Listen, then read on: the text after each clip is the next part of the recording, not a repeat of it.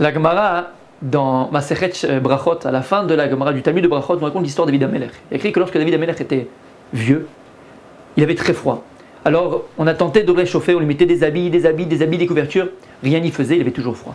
La Gemara nous dit pourquoi il avait toujours froid, pourquoi les habits ne le réchauffaient pas.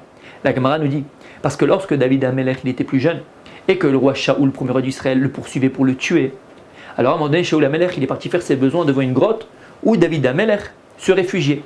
Et David HaMelech, qu'est-ce qu'il a fait? Il ne voulait pas le tuer. Il a sorti son épée, il a déchiré son manteau, le manteau du roi Shaoul. Et la Gemara nous dit, parce qu'il a déchiré le manteau du roi Shaoul, parce qu'il a été mévazé tabgadim, parce qu'il a méprisé les vêtements, alors quand il était vieux, les vêtements ne le réchauffaient plus. Et la Gemara nous dit, tout celui qui méprise les vêtements, à la fin, il ne profitera pas d'eux. Qu'est-ce que les Chachamim viennent nous dire par là? Un moussard extraordinaire.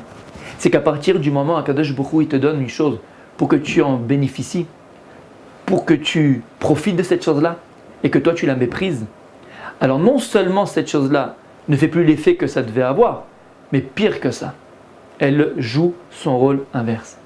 Et ce n'est pas simplement dans des objets, mais c'est vrai aussi au niveau relationnel avec autrui.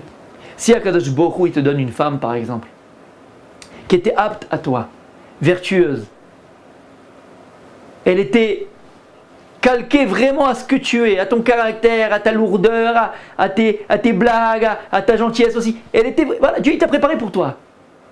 Mais toi, tu fais le malin et tu la méprises, ta femme. Et une femme, elle est là pour Aizer Kenegdo. La Torah nous dit, la femme elle est là, Aizer, elle est là pour aide. Elle est là pour aider l'homme. Elle est là pour t'aider à grandir. Elle est là pour t'aider à devenir, pour te soutenir. Elle est Aizer. Attention, mais elle peut aussi Kenegdo, contre toi. Quand est-ce que Chas v'Shalom, la femme peut être contre son mari?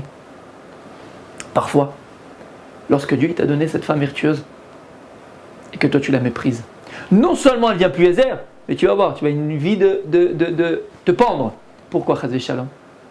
Parce que tu l'as méprisée. Pareil, la femme avec son époux, c'est pareil. Et c'est vrai dans toute chose.